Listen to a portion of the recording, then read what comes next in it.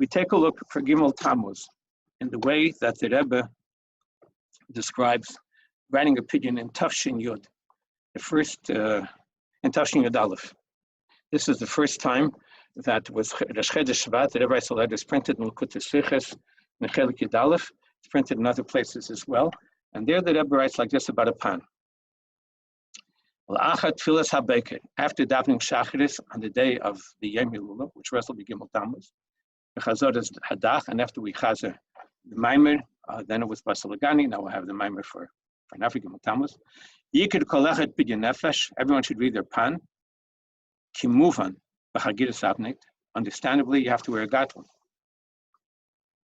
Elu shezach li'karnas li'yechidus, and those who had the schus to be in Yechidus with the Frierdiker Rebbe that I was writing, Ayal kol panim lidas hespnei fektushas mechad mur hakam. Those who had the schus at least to see, if not in Yechidus, to see the Frierdiker Rebbe, he'd say it atzmei. He should picture in his mind as if he is basically a pan. When he is going to read his pan that he wrote, he should visualize himself as if he's standing before the Rebbe and reading his pan. Which means that you should it's not just a question of writing words and putting it in the aisle, but that when you read the pan, you have to read the pan before you send it. You have to read the pan and feel as if you're then standing in Yechidus. The Rebbe writes those who saw the Frierdiker Rebbe, those who when Yechidus especially. Now for us nowadays it's a lot easier because we have the Rebbe's pictures all over, and even those who didn't have the schus to be in Yechidus or to see, but you could see the Rebbe, the picture, and we should be able to try to feel as if we're standing in Yechidus, standing before the Rebbe, and we read it, and then after we finish reading the pan that we wrote, Laniach hapan achakach in dafim maimer, we put the pan into the pages of a maimer of the Rebbe. A kuntiris could be a sikh of the Rebbe. So in other words, that we're putting it in because this is where the Rebbe is in his Torah, and we put it in there. Shel Torah, okay. And l'shalchei b'mefshiri b'bayim, we should send it, and if possible on that very same day, amnash l'kreis al tzin that should be read there.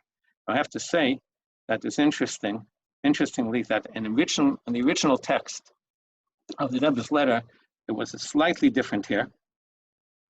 It was written like this: Laniach hapan achakach bein dafei hamaimer v'kuntis v'chulu shel teiras from the Frierdiker Rebbe. And then the Rebbe had written originally ve'im be'efshiri, and if possible, l'shalchei be'bayim, to send it that day to be read at the Tzion. The Rebbe later, this was the original text. I have a copy of the letter that the Rebbe sent to my father. And there, the Rebbe made he made I don't know if I could show this. It could be seen, you could see over here, the Rebbe went with a pen, like up and down around the words, and he says, instead of it's saying, Vim b'avshiri l'shalchei, Vim b'avshiri l'shalchei b'b'yim, the Rebbe put first the words, the way it's now printed in Likutei Sichos and Chelik Yud Aleph, u'l'shalchei, he added the vav u'l'shalchei, and he took out the vav im b'avshiri, u'l'shalchei, and then he put in, and here he says, im b'avshiri b'bayim, and in the printed edition, there's a further correction where the Rebbe puts the words im b'avshiri in parentheses. So what that means, it means that not to think that if you can't, the way it was originally, someone might misread it and think that only if it's possible do you send it at all, because it said, so what happens if you can't? Then you don't send it. No, the Rebbe says that you send it, and if possible, on that very same day. And we know that sending a pan, the very moment that you send the pan, it's already there's stories about the Rebbe said it many times. As soon as you send it, it's already Agatan.